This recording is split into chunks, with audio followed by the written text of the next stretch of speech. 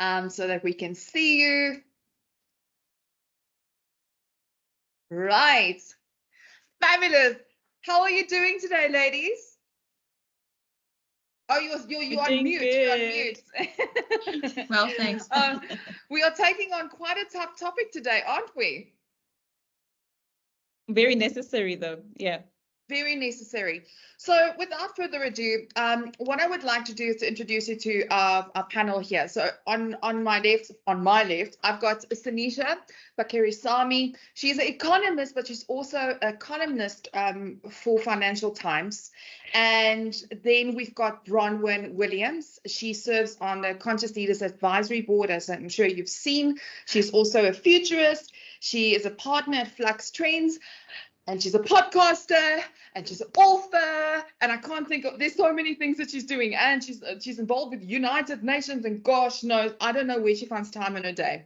And then we've got Khanyisa Phika, who is also on our Khanyisa Phika, I have to say it correctly, there's my dyslexia going over there, who's also on our Conscious Leaders Advisory Board. She is on the APSA Women's Forum. I think you're vice chair there, right?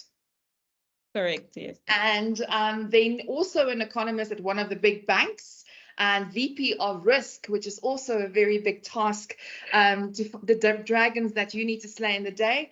But thank you for being here. So maybe you can just give me some time to introduce the topic. So we decided to talk about this whole idea of how we can ensure that this season that we are going into, where voting needs to take place, what can we do, and can we maybe also understand what the impact of not using your vote could be. As we saw in the beginning, is, you know, many women couldn't vote many years ago, but now when we look at the voters' role, many women are actually leading in the voting. So how can we as women, but also as men, how can we use our votes to bring the change that we want to see in South Africa? So I think I'm going to open this question to you, Bron. I want to understand from you, based on the interview that I've had with you on the podcast, we spoke about democracy being at a crossroad. And I want to understand, is there cultural deposits from globalization that is also impacting this? What is your entire view on this? Yeah, in terms of cultural deposits, I think that's less of an issue here, in that only citizens get to vote. However, there's quite a big catch there, in that our world is arbitrarily divided up among nations. None of us chose which nation we were going to be born into. By the lottery of life, we were allocated a certain set of parents at a certain place at a certain time, with these sort of arbitrary borders around us that determine our sphere of influence. It's not entirely fair, but it is the realities we have to work with, right? And that we know the most important challenges of our age are effectively borderless. Even if we look at our interest rates that we're paying on our mortgages or on our cars, these are generally, a lot of their effect is to do with global monetary policy, right? When America sneezes, we catch a cold, is the old cliche. And these things are still true. The foreign monetary policy affects the price that we pay in our supermarkets for cheese or for bread or for tomatoes, wherever it is that we're shopping for.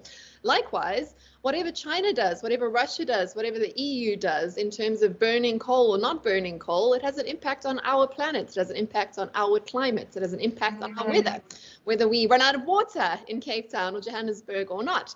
A lot of these critical things, the access to food, the access to a livable environment, are the consequences of people who are voting in other parts of the world. So we can think about that, but we can also think about it from the other perspective, in that the government that we vote for in South Africa is also going to make choices that are going to impact people that don't just live in our country. They're going to also make decisions that are going to impact people that live all across our continent and even across the world. Again, if South Africa doesn't make a transition to green energy, we're pumping dirty coal not just into Limpopo and into Mpumalanga and shortening the lives and the quality of life of our own people. We're also poisoning the air of our neighboring countries, right? I mean, these are very sort of small examples, but hopefully they get the point across, because we can't, like, the border doesn't control the weather, right? So I think that we have to take our responsibility as voters very, very seriously, not just for the citizens within our nation that we've happened to be born into or have immigrated into, but also for our responsibility to future generations and also to global future generations. We do have an impact and a responsibility on making choices that are going to impact people across space and across time. Fantastic. Thanks for that input. Sanisha, maybe you can lead us into understanding what is apathy and how do you see its behavioral, the behavioral economics within the work that you do? Sure. So, when you talk about apathy, I think we need to think about it in the context of being disengaged or disillusioned.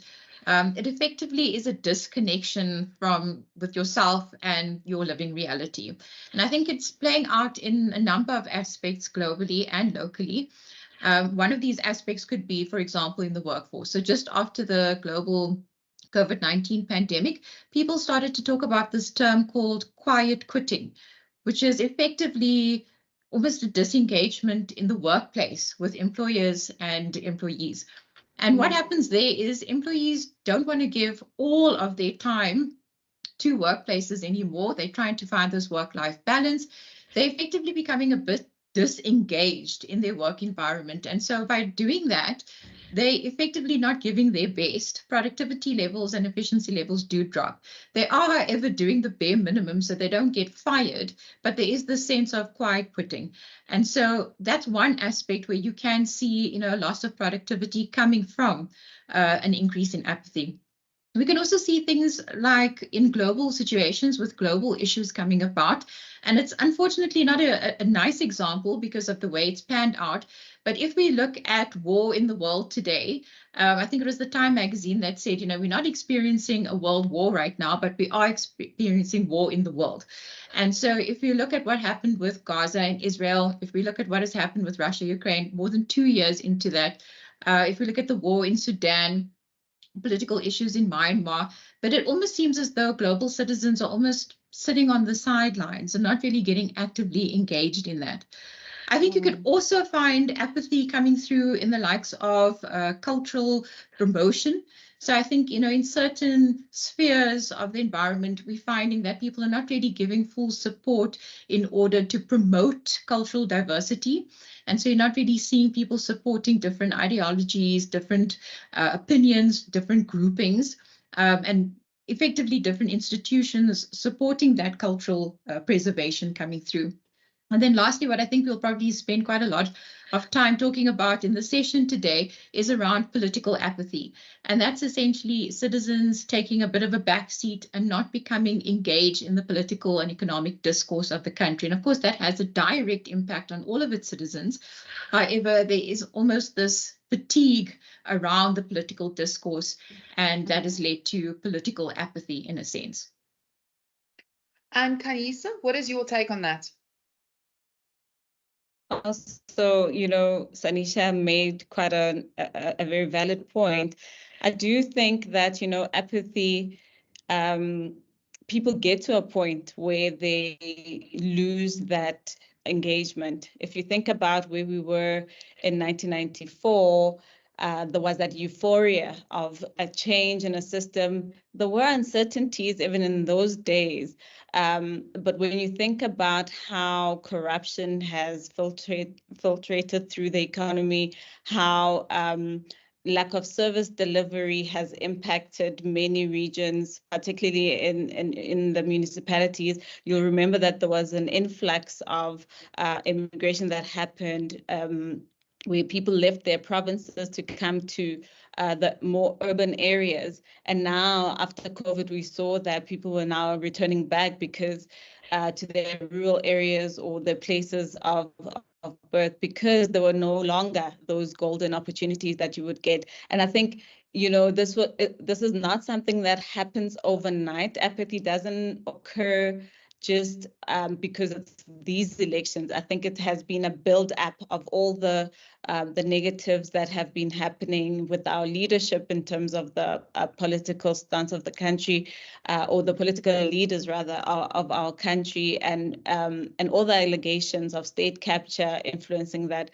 I think more importantly for the youth and many women is the unemployment rate that continues to skyrocket, limited work opportunities that are available. And, you'll remember that during COVID, it was the youth, it was mainly women who suffered back on the job losses because of their extra activities that they do for caregiving, activities that they do for their home, and with crime also very high, you can link that to an economy that's not growing fast enough. You can link that to an economy that cannot generate jobs, and we can say that we are not skilled enough to move with the adapting times or the youth is rather.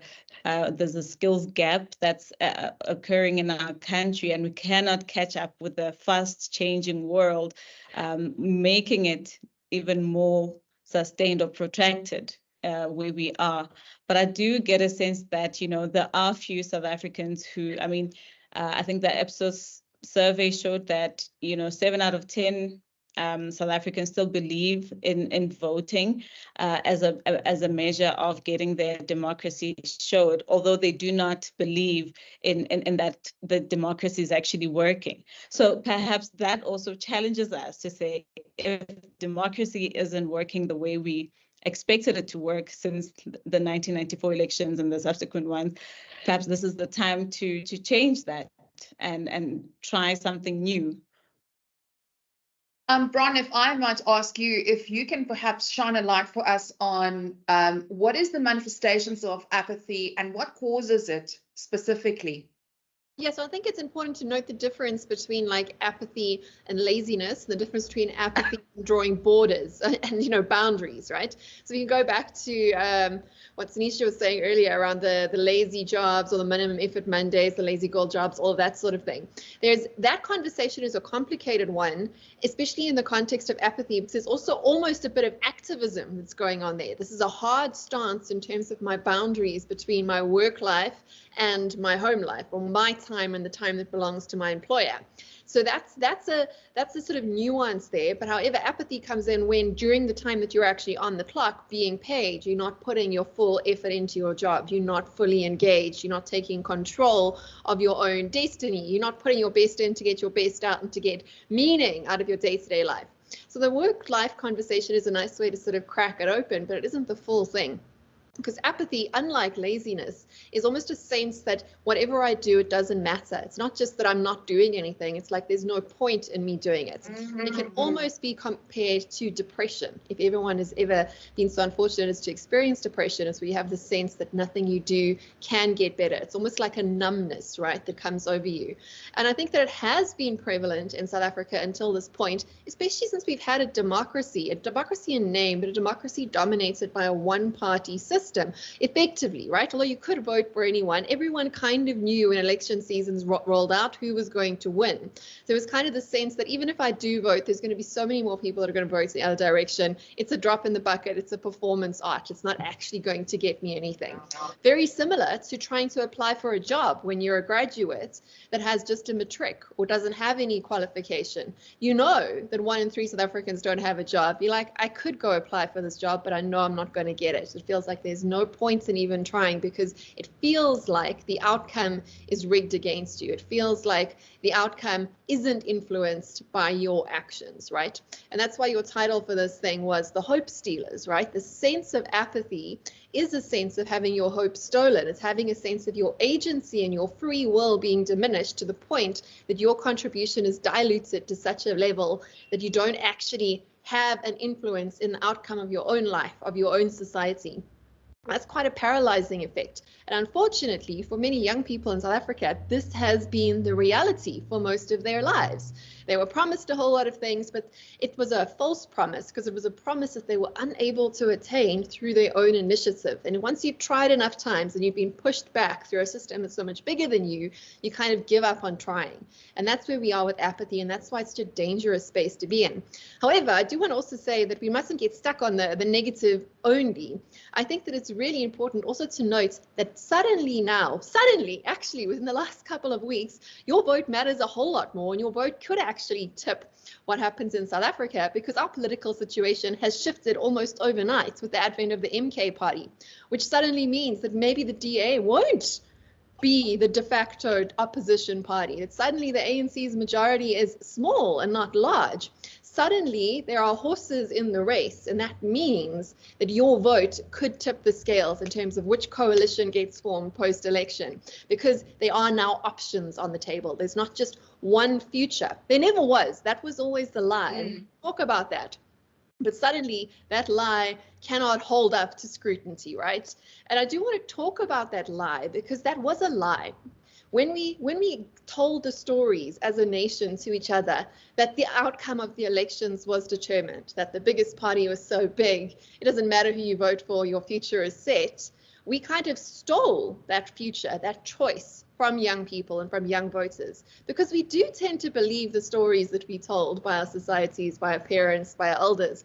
And those stories are stories that preserve the prevailing status quo, right? These are stories that reinforced the wealth and the wealth patterns in our society. Whether you want to talk about capitalism, you can put in that too. They're stories that reinforce the political patterns and the fact that we had a very unbalanced democracy, those sorts of things. But by getting people to believe that that was the only story, we kind of stole that agency that allowed people to think that their actions mattered.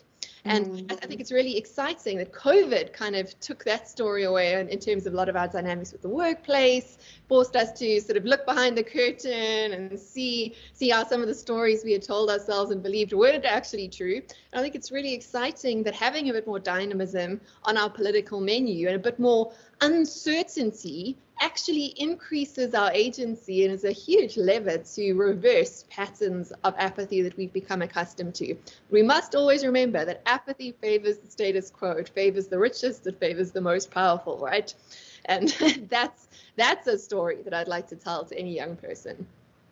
That is so true. I mean, we had a discussion on the podcast about that, you know, it's always going for the middle class and creating apathy with the middle class, and that is where it gets scary. But I mean, also from an economic perspective, how are you, can you add to what Bronwyn has just shared with us? Sanisha, can you please take it from here? Sure. So I would say that, you know, apathy, how it's come about in the South African environment could be a little bit nuanced, because we do have an urban and a rural population when we talk about political apathy. So generally speaking, you would have your older age cohorts that tend to go out and cast their ballot a bit more often than your younger age cohorts would. And there's various reasons for that. And I think it is also geographically dependent. So for example, if you live in the United States and you're an older citizen, things like Medicare, your pension, social services is quite important. So you want to be part of that political discourse. I think also for practical reasons, the older generation would have more time to go and queue up and vote on the day. Now, your younger age cohorts, as Khanyisa also picked out earlier, are very heavily influenced by the socioeconomic dynamics that they're currently facing. So if you're in an environment where there is load shedding, water shedding, high food and fuel costs, high interest rates, you almost get stuck in that realm of thinking that this is the status quo and it's going to prevail.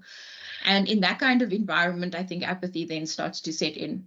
So for the youth, I think that, you know, we've got this high level of apathy starting to seep out because of this consequence of the socioeconomic failures of the current ruling party and how that is set in. I think that if you also had to broaden the scope a little bit, you also find that the youth may not have enough time, for example, to go out and do the vote. They have maybe studies to attend to or work to attend to or family responsibilities. Also outside of that, I mean, we spoke about, you know, the difference between apathy and laziness, but I think there's also a third aspect here, which is barriers, physical barriers to go out and vote. So for example, for the older age cohorts who are sitting in a rural area, South Africa is only 68% urbanized. So there's at least, you know, 32% of people that have to go and cast a ballot in a rural area. And in that case, it means you might have to find transport to get to your nearest polling station. We also have a very high number of citizens that don't actually have a valid form of identification or an ID book. And so these sorts of barriers then also start to creep in, lowering the propensity for people to go out and actually cast their ballot in this kind of environment. Khanyisa, how are you seeing this manifesting in the economic dynamics? I think it's important to note that, when we think of coalitions and how they've played out in municipalities, it does get a sense of increasing that level of apathy, right? People thinking, but things are not really working in the areas that we live in.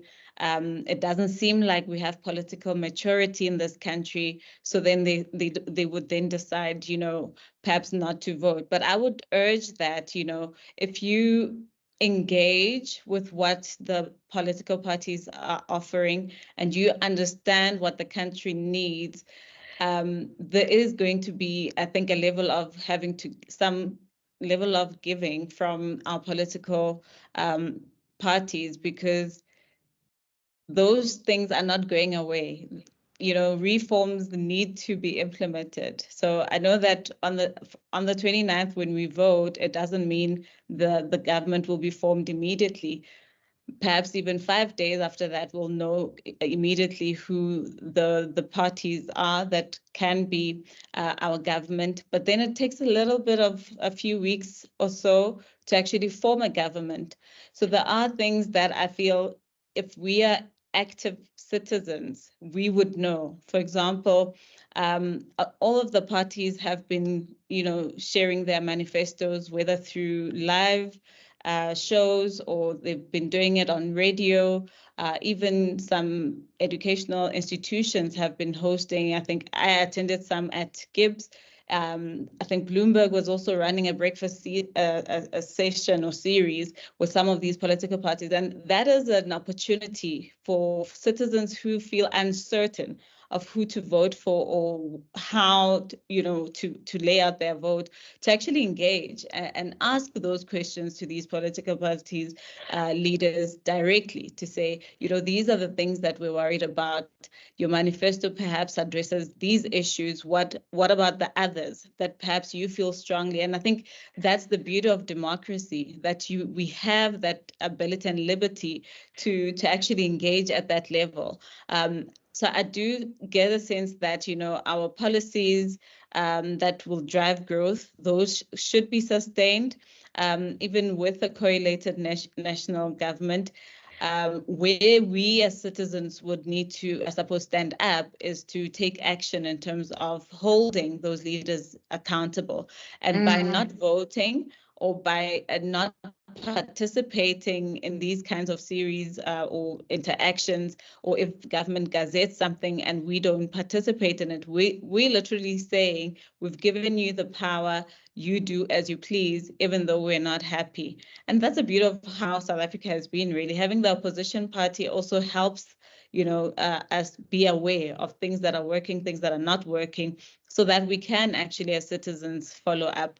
And I think there's no economy without the people. So in fact, we do need to participate. I don't know how, I make this example to my peers, to say, how are you running a household?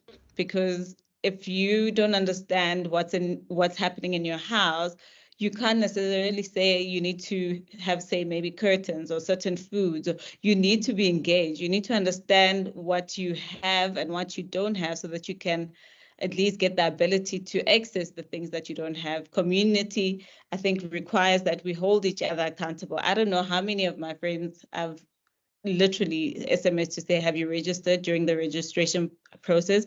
Now I'll be hounding them to say, are you voting?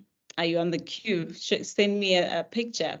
I want to see that you are actually out there going to cast that vote. Because not knowing, I think that's the lazy part. Not knowing who to vote for is because you haven't taken the time to actually engage those political parties that are available to us. We even have individuals. We have the multi-coalited party as well, where a grouping of of parties that have similar values, that have grouped together to say, you know what, we have a similar vision and we want this to work this way, and they are willing to work together. So there is a sense of what are we as individuals, how are we holding ourselves accountable without having to always push back to say it's the leaders who are not fulfilling their role.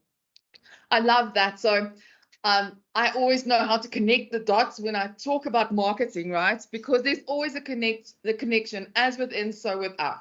So first thing, this year they announced a $600 billion of the hermit consumer generating over $600 billion worth of revenue. So when the world is scary out there, I don't want to go outside to go and buy my shopping. I'll just buy everything from here. We have the keyboard warriors, people that are always saying, I want this change. I want you to do this thing and I want you to do that thing, right?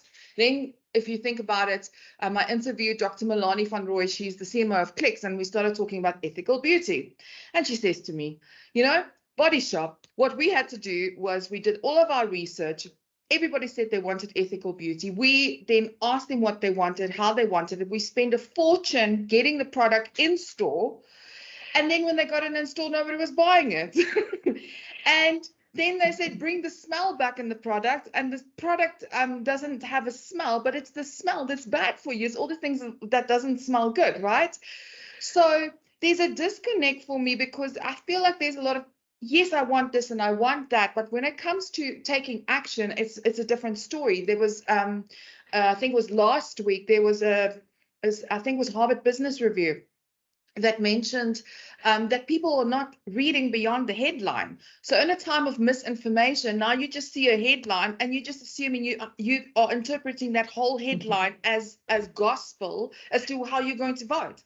So Bronwyn, I'm giving you that ball, and then we're going to fly around. Sure. Yeah, I think there's just a point I wanted to make around different types of voter apathy. So we think about voter apathy as being voters who don't register or who don't bother to go vote on the day, even though they are registered, right? But there's another sort of voter apathy, and that's the voter apathy of the people that maybe even do go vote, but see their vote as being the end of being a citizen, right? The end of their contribution. You're like, I pay my taxes, like they come off my PAYE at the end of the month, and I voted, and that's my contribution to society. I'm done.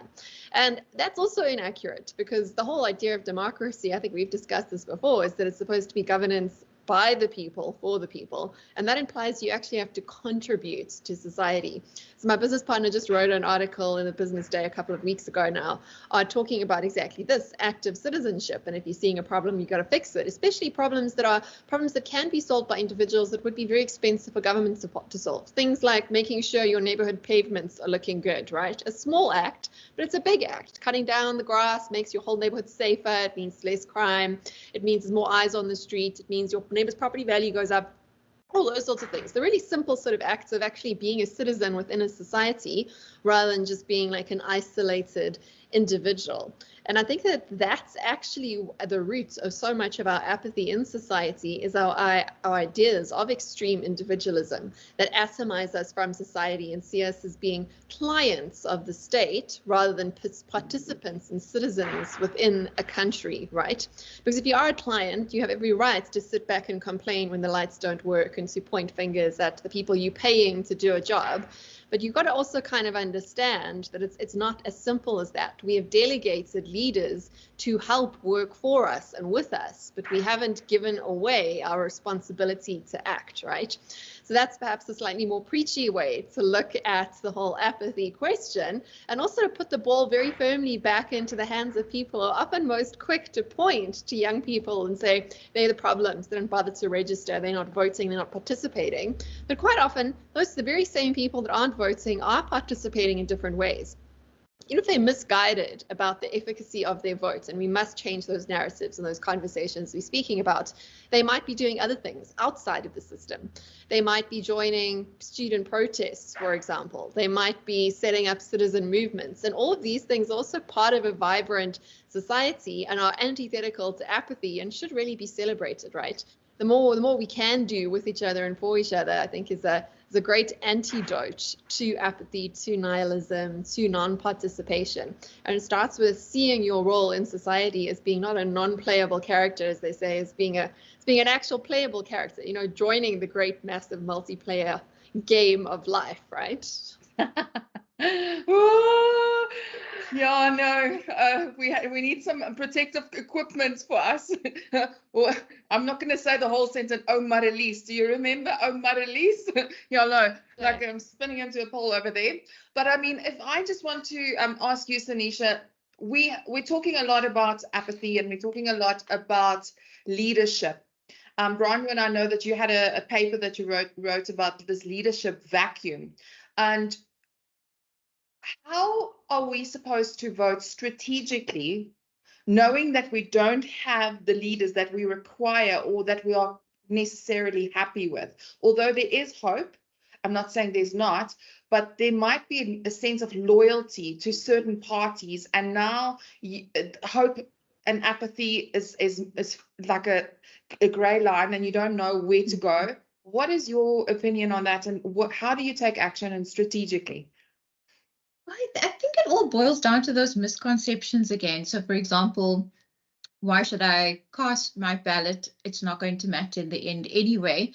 And I think it was Bronwyn that also mentioned, but now we are at that point in time, and you can see this globally where the voter base has fragmented to such an extent that victory in elections is quite marginal. So you could be one of a couple of swing votes that does tip, you know, a certain political party into power. And I think that has shifted from, you know, a good couple of years ago when we were almost seen to be a one-party state, in which in reality we're not. We do live in a society where we have a multi-party system. You know, the other common misperception is, you know, I'm not going to vote for my party because, you know, there's going to be 10 others that will vote for them and they will secure victory anyway. But again, that takes away from your democratic right to cast your ballot and to be able to do your civic duty, which I think that the older age cohort, you know, we're speaking about the difference between the older and the younger age cohort and how apathy differs there. And I think they've got this civic duty in mind.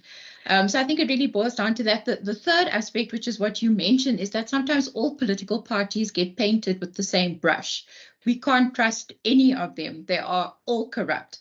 And again, it points to Khanyisa's picture around educating yourself on the various political platforms that are available, what the political parties stand for, reading through the manifestos that they've presented so far, and looking at the differences, because again, there is a diversity of views out there, a diversity of a vision for South Africa, and a diversity of how we get from point A to point B. So I think we need to take that into account.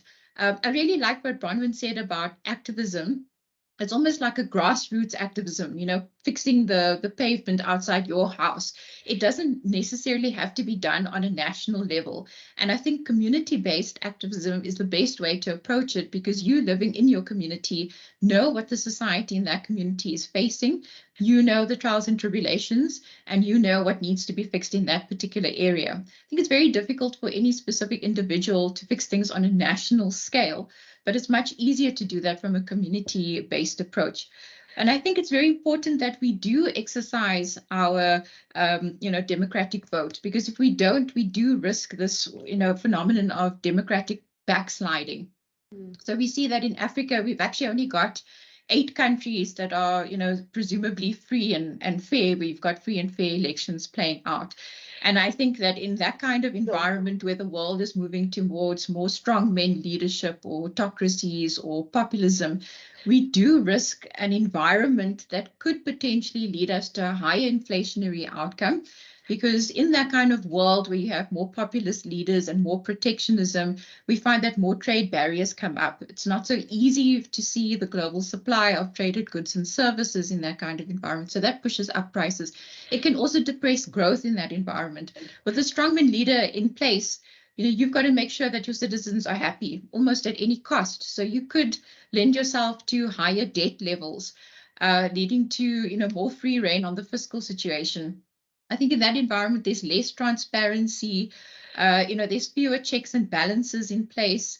it could lead to an environment where we get more, corrupt action. So we don't want to end up in an environment where the global economy looks like that, where there's more protectionism in place, higher inflation, lower growth, less transparency. We want to aim for an environment where we can get global cooperation on matters that are important for everyone, such as, all aiming to combat global climate change, as an example.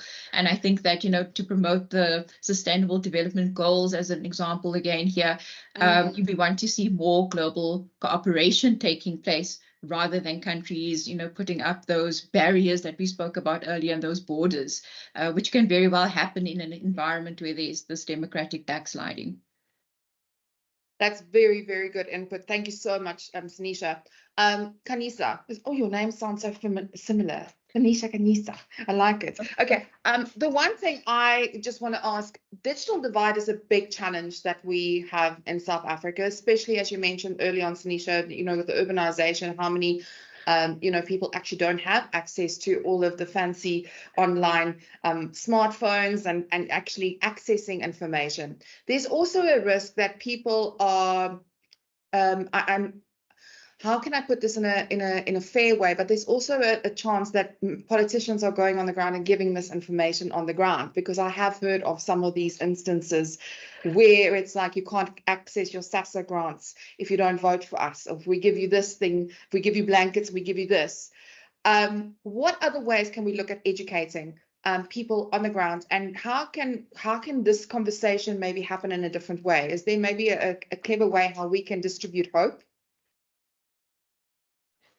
I think hope is easy to distribute when we are all in agreement.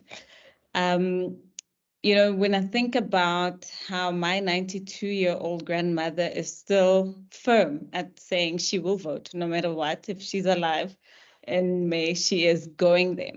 And versus my younger nieces who would say they're not sure if they will, and I think it's that whole feeling of, do you feel you belong? Do you understand? Have you come to self? I think I take it to a higher level to say, if you're not participating in your community, in your society, it means you haven't figured out what your value is in society. You haven't understood your impact, rather. Or why you're so important to be in that family, in that community, in that society. And that's why you will leave your power to other people to say, like we've discussed earlier, that no, because I know certain people will vote for that party, and then it doesn't matter if I vote or not. Education is really about us who do have access going back to those areas that don't necessarily have easy access to say, this is what's happening. This is my assessment, but really these are the facts of what these parties are saying. And, perhaps I've been privileged to grow in a family that actually did debate some of these manifestos, and to even think about when we first got into a coalition government, where there was, I think, the breakaway from ANC during that time, where COPE was, established, and there were like rigorous debates about, okay, where do we think things are going? What do we think who could we work with? And I understand that it doesn't happen even at a school level like that. But I think it's our responsibility to, and I'm talking about us who are interested, who are engaging the information, to take it back. I mean, you have a phenomenal platform here that can be a podcast, that can be shared on social media for people to reach. Facebook is still really a very prominent digital mechanism for many LSMs that can reach it. But if you think about the rural area, I disagree with the notion that they don't have the information. Yes, there is about almost half of our country that's dependent on government grants.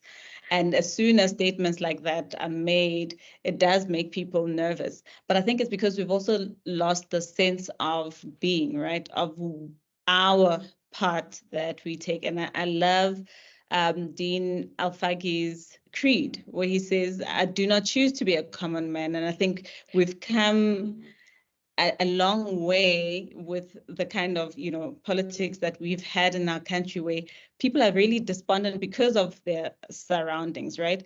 But it doesn't mean that you have lost all hope, you have lost all capability to change circumstances for yourself. Like Bronwyn was saying, in a community level, it's much easier to navigate that.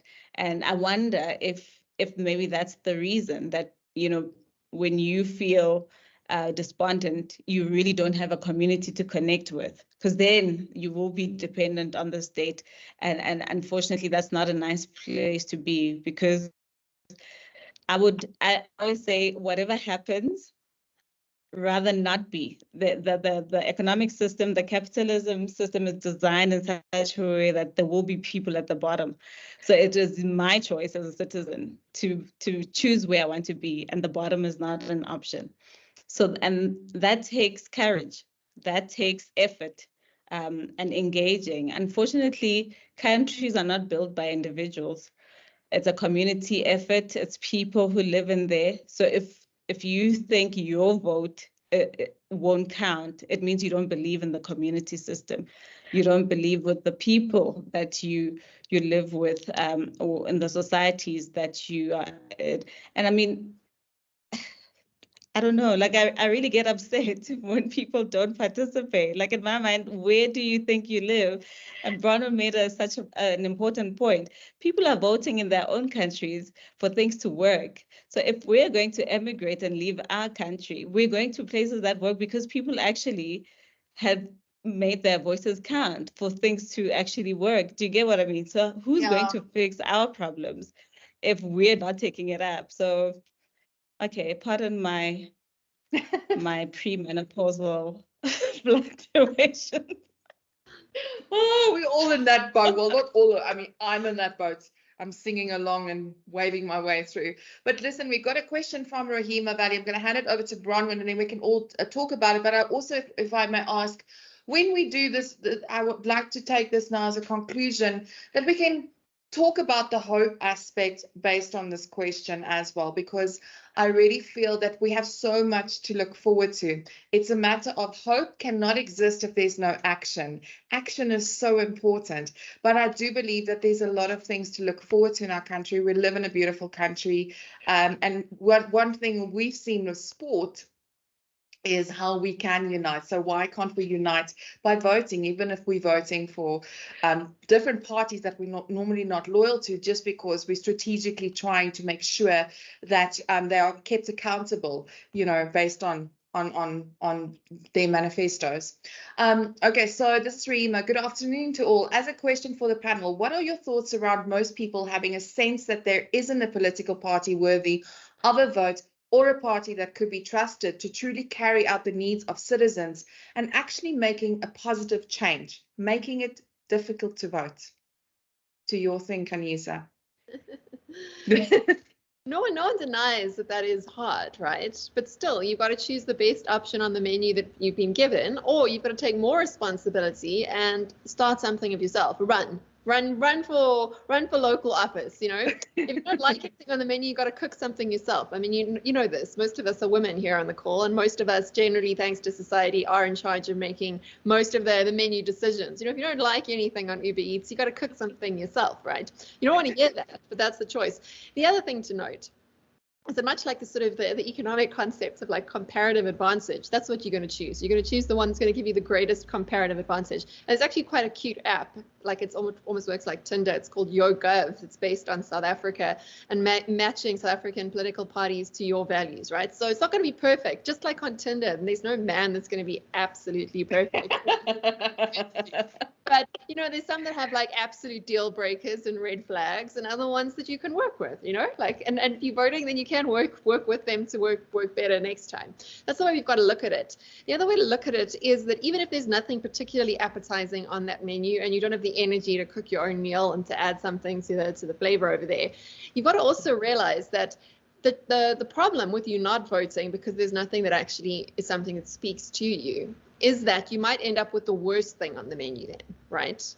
But you don't have any control over that, because even though there's nothing that you love, there's going to be something that you dislike more than what you like, and that's what you're effectively voting to prevent, right? To make sure that you're getting the best option of what we've got around us. And I know that's not easy, but at the same time, the more we do vote, and the more we do vote actually for smaller parties. I also really challenge this idea that, you got to vote for one of the big parties or the major opposition, otherwise it's a wasted vote.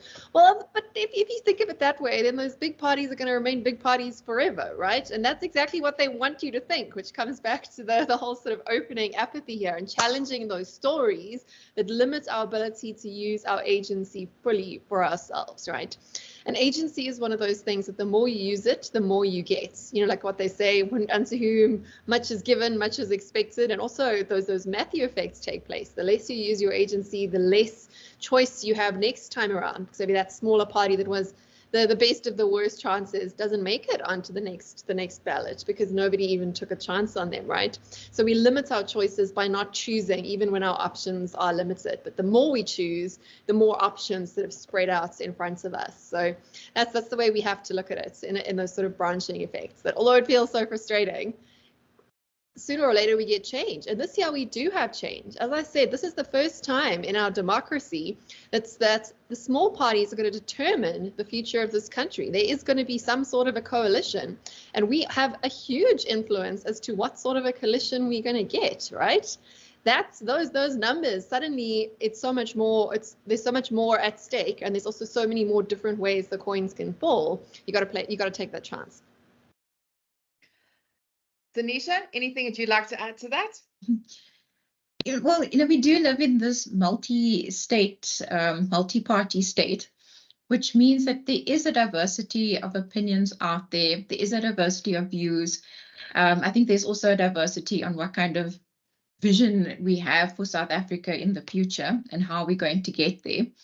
But I really understand, Rahima, about what she's saying, because I think it is almost twofold, that responsibility. It's a responsibility of voters to be able to educate ourselves on what the various parties stand for. But at the same time, it's also an opportunity for the political parties to express what their views are, what is embedded in their manifestos. I mean, at this point, we still have, even though the opposition is maturing, we've got a rise in a multitude of new parties, but some of these parties don't actually have a fully fleshed out manifesto. And I think it is almost, an opportunity for them to engage with the voter base, to say that these are the things that we stand for. So I think it is a bit of a dual responsibility. So, I agree with Rahima in that there is also responsibility on the part of the political parties that are contesting this time around, especially for the new players on the block, where we may not actually know what their value system is. We may not actually know what they are trying to promote and how they view the economy and how we are going to get ourselves out of an economic and socioeconomic rut. By doing so, I think, there is this platform that we need to be able to create between these political parties that are contesting and the potential voters out there, to talk about the problems that South Africa is facing, but to also come up with viable and creative solutions to these problems. So I think it really just creates an opportunity for us to talk about how to develop a more inclusive society, how to increase jobs growth, how to tackle the problem of structural reform efforts that are not progressing at a pace that's fast enough to actually pick up the pace of growth in a more substantial manner. How do we go about creating a society where there's more security? Essentially, all of the issues that, when surveyed by Afrobarometer, the population says that these are the main issues facing the economic environment and what's really pulling down the socioeconomic aspect of South Africa. So I think it really provides an opportunity. But again, I think it is twofold, that us as potential voters need to educate ourselves, but at the same and make ourselves present at these formats. I think Khanyisa spoke about it much earlier on. We had where the political parties are going forward, displaying their manifestos and engaging with the public. We need to be able to represent ourselves at these platforms. But at the same time, I think the political parties do have a responsibility, instead of just having, a name and a logo, to actually have a manifesto to talk about the economic issues and how they're going to resolve it. Excellent points. Thank you, Sanisha. Khanyisa, what do you have to add to that? I think we have to, understand that these elections are on a national scale and also on a provincial scale, right? That means that we're more concerned about policy direction for the country, because at the local level, that's where the service delivery will occur, right? And I want to just challenge Rahima to say, in your community, have you individually now, and this is just a question that, when I think about these kind of things, I say, do you know who your counselor is currently? Are you attending, community meetings where you address things like load shedding, things like potholes, and what is your voice there? And I think that builds on confidence. When you start participating at that level, understanding that, okay, I know what issues my area has, and I know who the counselor is and what support they need. Because remember, my colleagues have already said, we have appointed or delegated the, I suppose, the execution part of our our voters to say, you be the leader, because I have other work to do during the day. I've got my family. I'm appointing you to take this job to make sure that my metropolitan actually works while I'm busy with other things. And then coming back to say, okay, so what are you struggling with? What do you need help with?